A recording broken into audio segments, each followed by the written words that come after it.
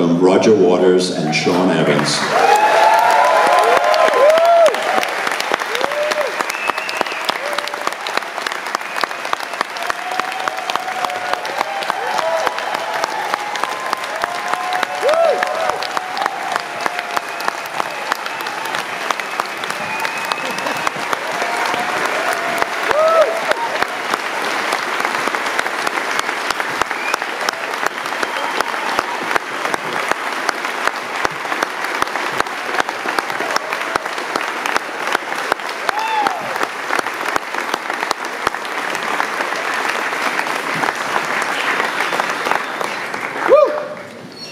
Okay, thank you so much. Yeah, from me and the mute one. He's actually not mute, and he will answer any questions later. But before we do that, we've got some just one or two cast and crew who happen to be present tonight. And in case I forget anyone, I've got their names written down here. And I know it's a bit kind of schlocky, but I think we should do this because my very old and dear friend Peter Maddock is here in the audience tonight. Where is he? Will you come on? Is that him there? There he is, Peter Maddock.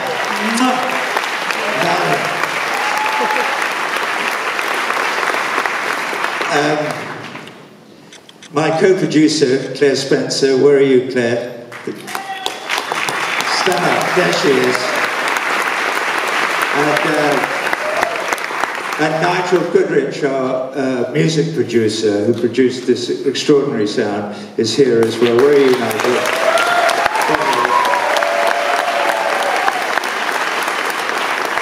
And last but by no means least, and borrowing from Fred McMurray, my two sons are here. Where are you?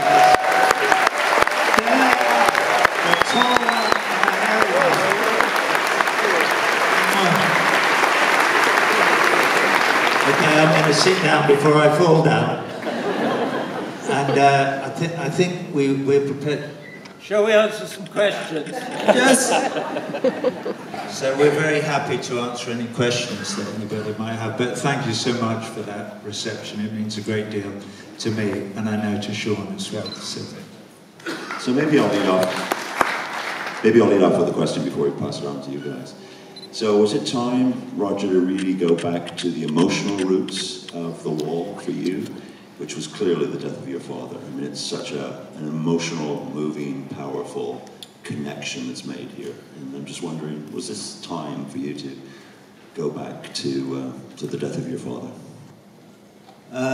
Yeah, but I think I examined that nearly 40 years ago now, and I'd like to think that Sean and I have examined some other things in the making of this movie and the putting together of the show that preceded it.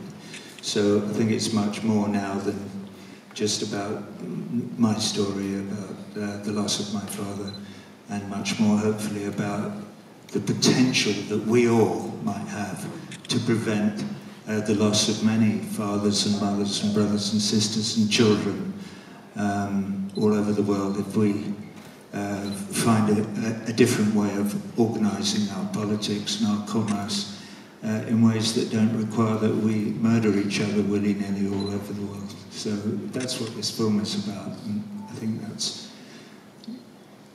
finished.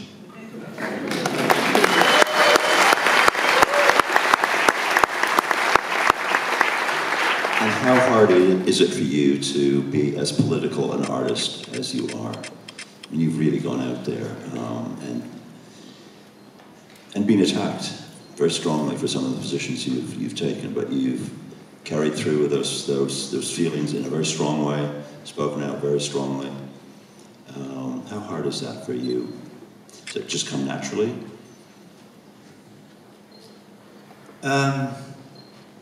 Yeah, it does. It's, you know, I'm a product of my mother and my father, who were both very strong and humane people. And so I have no choice, really, but to behave the way that I do. Having said that, I'm not really here tonight to defend myself. I have no interest really in fighting with anybody on this happy occasion. When I'm back here in Toronto, where we started this whole journey, Sean and I, 4 years ago. So that's all I have to say on that matter. Sean, for you, it's an extraordinary visual. It really is. It's just being,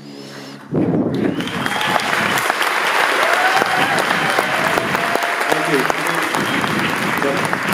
Just talk to us a little bit about that process, you working with Roger. It's an honor. This is a record that I grew up with. I recall that I think my babysitter gave me the gatefold vinyl when I was in first grade or something. So I'd literally been listening to it since I was 6. So to work, and you know, the artwork, everything, Jerry's drawings, it stuck me in immediately. So to be able to be a part of, you know, bringing a new version of it to life, it's a thrill, it's an honor. You know, it's a dream, what can you say, right? And any particular challenges, like?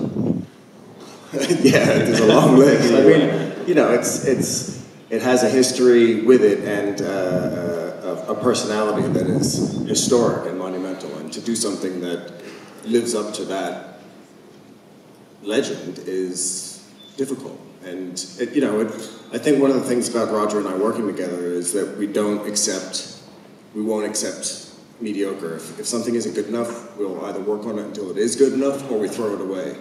And it's difficult to be a harsh critic of yourself, and I find that that's one of the things that I've really learned from Roger. I think that he's a master at that, at self-editing and knowing when something has potential and can grow into a really strong idea, and when it needs to be scrapped, and it's not going to get there. Can you go deeper with some examples of this, the two of you, just in terms of some of the particular parts of the show that you really had to work on? That were... I mean, it's literally every minute of the show is that sort of manicured. Yeah. One of the things that really drove the concept to bring it from that inner voice of the original version of it from 1979 to the more global social political version that is the 2014 version was an idea that I believe it was yours, the thin ice, to get to sort of involve fans and get other people that have been through this pain of losing loved ones in war to submit stories and photos of people that they've lost. And that was, an idea that developed and developed and developed, and it's clearly a thread throughout the whole film. And Roger sharing his own story that way, so that putting his own emotions on the table like that for people to view, so that they can relate to what's going on and to help deal with their pain. I mean, it's a way to get through this, so it's, yeah. So Roger, what provoked that in you, like that moment where you wanted to, I guess, include this vast diorama of people in their stories? Was there a historic moment or a situation out there in the real world, a war or an incident or something that just, provoked this desire on your part? Well, what Sean's just been talking about, which is the thing of using images in the thin ice, and then again this whole long sequence at the end, over the end credits, was really pragmatic. If you're trying to express the fact that this is about everybody's loss and or all our potential losses in the future, and why we need to do as much as we can politically and with one another about that, then it became a pragmatic consideration, and it seemed like a good idea to reach out to my audience through... We'd just started a Facebook page for the tour. I didn't quite know what Facebook was, to be honest with you. But it was sort of explained to me. I'll never forget the first week we started that page, and we had like 100 likes or something, and it was like 100 for about 3 weeks, and then it slowly started to move. So that is where we reached out to anybody who we could reach, to say, please send us a photograph and some dates and a short story about a fallen loved one, somebody that you have lost. I'd also, you know, been working with veterans and eventually did some shows with Stand Up for Heroes with wounded veterans, just playing music, which was very moving for me, and I've made some very good and close friends through that. So I don't know. Sean and I, we just, you know, we just worked through as things developed. We started with a blank chalkboard back in November 2009, and looked at it and went, "What the fuck are we going to do?" You know? And that's before the tour, and slowly, piece by piece by piece, we kind of filled it in. And what you've seen here is sort of, you know, what we've made a movie out of what we did, and I find it moving. I mean, the last thing that we did, which Sean is entirely responsible for, is that whole end sequence, you know, with which reiterates the end of the last few bricks, where you get that thing where the wall disappears into infinity. So we decided to do the same thing at the very end and include more and more, if we could, of photographs that people had sent in. What I like is that they're from the last century and they're from all over the world, and that's exactly what we needed to say, because we are all brothers and sisters under the skin and above it. And so it's, I know it sounds ridiculous to say, but it's super important that we stop lobbing bombs over the top of the wall and start trying to dismantle it, so that we can say hi to whoever's on the other side, whether the divide is religious or nationalistic or political or economic or whatever.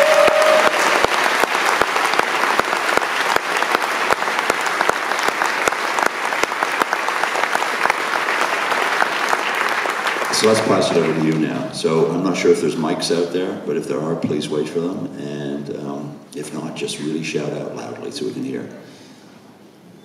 You gonna get another tour, Roger? Yeah.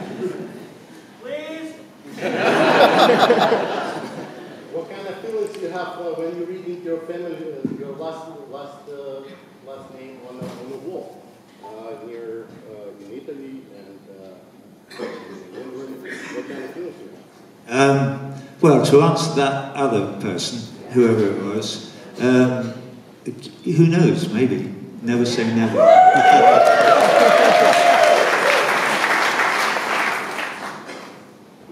I have written a new piece, believe it or not, which I've talked to Sean about it, and it could possibly be an arena show, but that, you know, that's down the road a little way.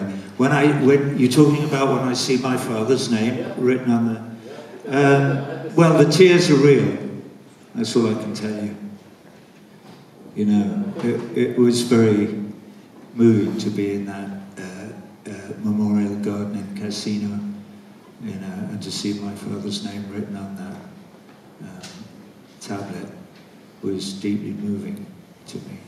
As was, you know, that letter, the letter that I read in the car is a letter that my father's commanding officer wrote to my mother, and he didn't actually send it until 1946. He wrote it in July 1945, but he'd been in a prisoner of war camp, and his name was Etheridge, and he was a marvelous man. I've done quite a lot of research on him since, and when he came back from being in the prisoner of war camp. Since then, since 1944, he was there for a year and a bit.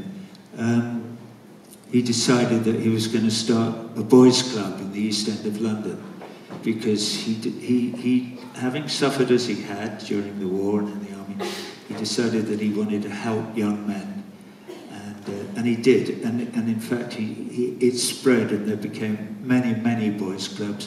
And he worked on it for the rest of his life, and he died a few years ago, aged 94, having spent the whole of the rest of his life in service to others because of what he experienced in the Second World War. And so, hats off to Major Etheridge. He was a great man. There's something interesting about the rest of that letter. There's another bit where that bit where he didn't send it. He says that he was sick. And now that is known as PTSD, and it's treated, and it's people come back from war and they're just fucked. But in World War II, they would just come back and get thrown back into real life, and that was that. I mean, it's a different time. Knowing what we know now, and seeing what those guys went through, it's insane what they had to deal with. Next question. There was a large gap of time before you started this tour. What was it that prompted you to start the tour and to continue it so long, to make sure to go everywhere in the world? Well, we had done a tour, it's a long story, I can't go back to the beginning, but Sean and I put together a tour before this that was the Dark Side of the Moon tour, where we did Dark Side of the Moon was half of the show, and the other half of the show was other songs of mine, and then we did an encore thing. So when we'd finished that, I confess that tour was extremely successful and opened up the potential maybe to do something else. But I confess, when we finished that tour, we all looked at each other and went, wow, that was great, and that's the end of it. And then I started to get the itch, and think about possibly, and maybe not. And it was actually my wife, Laurie, who's sitting out there somewhere, I believe, who said, well, if you do go out again, there's only one thing you can do, and that's do the war. And I said, don't be stupid. I can't do that. That's a ridiculous idea. And then I thought about it, and I started asking old friends, do you really think it would be possible to do it? And then I started ticking and thinking how to breathe new life into it. And it was Mark Fisher, the late Mark Fisher, who died last year, who was a great friend, who convinced me that if I did it, I had to physically construct a wall the same way that we did with Pink Floyd back in 1980. And I went, but how would that be possible? And he said, well, let's run the numbers and see. And so we did, and we decided it was possible, and that's when he and I started work on it with another good friend, Andy Jennison, who did a lot of editing work with us, and started putting the show together. Did that answer your question? Yeah. Also, I was just wondering why you continued for years and you went everywhere. That's unusual. Because you kept buying the tickets. That's why.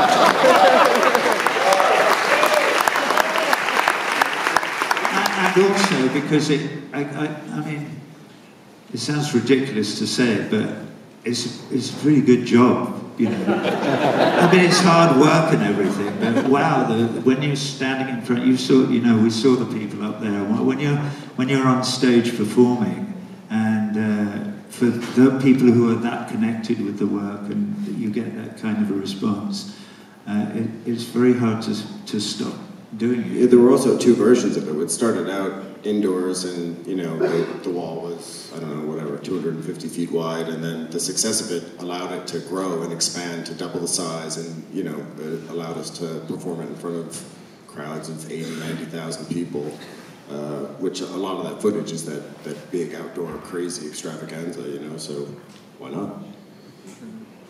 Roger, did you have any ambivalence about going back and performing in front of stadium crowds, knowing that part of the influence for The Wall was the fact that you didn't like necessarily playing in front of those really mega crowds? Great question. No, I didn't. Because during the intervening time between 1977 with the famous, spitting incident, and when we went back on the road in 2010, well, you can do the math. It's a long time, and I've changed a great deal since then. And in my humble view, so have the audience. So there's much more of a symbiosis, a practical symbiosis now between me and the audience than was even possible in those days. However big the crowd is now when we go and do the wall, whether it's in, the two big gigs that Sean filmed are Quebec, where we played on the Plan d'Abraham, and in Buenos Aires, where we played in the River Plate Stadium, which is like 60,000 people. But there was nobody there having a party, and they were having a party, but we were all together having a party. It wasn't like them off on their own having a kind of rock and roll party and shouting and screaming in ways that didn't feel great when I was a younger man. And letting off fireworks as well. Back here, Roger. Letting off fireworks. In Montreal, they let off fireworks during Pigs on the Wing. They did, yeah. Oh, you remember that? I remember. Yeah, this gentleman was just saying that in Montreal, they let off fireworks when I was trying to sing something, and I got very upset about it. Shouted at them, as I recall. There's a recording of it. It's amazing to hear you. Yeah. Apparently, there's a recording of that incident, so you Look can at that hear me fellow being in the back. grumpy. Come on, let's ask this question. Where are the back? All the way back here, Roger. It's set from Blurred Vision. My brother Saul, we worked on the Hey Ayatollah campaign. Hey, Sam, good to see you, brother. How are you, my man? I'm all right, thank you. Blurred Vision, these been singing about the Ayatollahs in Iran and how they should leave those kids alone and get more strength to you.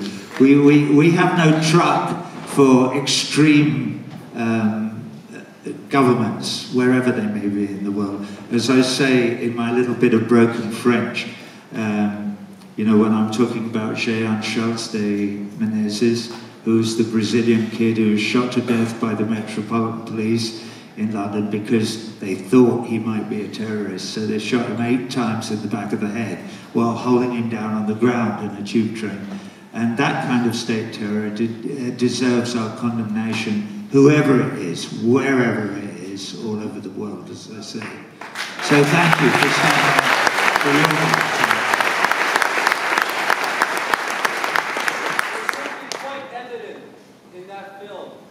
that there's a lot of young people that are portrayed in the audience.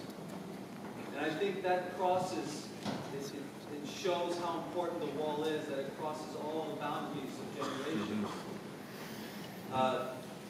That is something that I wanted to ask you about, is how important it is that bands and rock and roll acts now, from our generation, speak out against the atrocities that are happening around the world. The way you've been doing all your life, and so many of our heroes have been doing. How important is it for us to be standing up and speaking out, especially in an industry that sort of looks down upon speaking out against what's happening around the world? Well, clearly my belief is that it's absolutely fundamental to all of our future and to our children's future and our children's children and their children. For as long as this small, fragile, flimsy thing that we call the Earth lasts, living as we do beneath a waning sun. It's super important that we all cooperate with one another to wring the last drop of life out of this existence. And if young people don't pick up the torch and carry it forward into the future, well then we can all drift into a miasma of decay and commerce, and wander around like zombies until we're all dead and it's all over. I mean, the fact that some of the powers that be, particularly in the commercial world, are trying to convince us, for instance, that climate change has nothing to do with man, that it's actually the will of God, and these cycles have been following ice age and then the bit warm bit and then a cold bit for billions of years. And the fact that people are prepared to believe it against all the evidence that we have, all our knowledge based upon the empirical evidence, absolutely goes to show that what these guys are saying, the naysayers, you know, Big Oil and the Koch brothers and all those people, is absolute nonsense. So everywhere young people should be standing up and saying, that is bullshit, and we were not going to buy it. And we're going to change the world. We're going to wrest the power from your hands and do something different. So, yeah. It just so happens that on September 21st, International Peace Day, in New York City, in Times Square, Rolling Stone magazine, a vase, tens of thousands are going to march for the Global Summit, the Global Climate Change Summit. And we are trying to hold the same thing here in Toronto. So if you're not marching in New York, Roger, we'd love to have you here in Toronto. Well, thank you very much for that kind invitation. And I'm not being funny. I do not take that invitation lightly. I can't say a lot more about it. I sort of have a prior engagement somewhere in Europe where I'm doing something equally important in my view, but okay. Happy birthday to you, Roger. Thank you.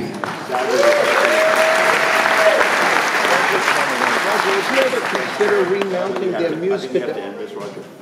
When's the movie coming out? When can we buy the DVD or Blu-ray? Any indication of those types of dates? Let's see how the guys get on. You know, trying to find a distributor. You know, because this is not in our hands. We don't have that kind of power. What's your next project? Is it Final Cut? My next project? Yeah, the next movie.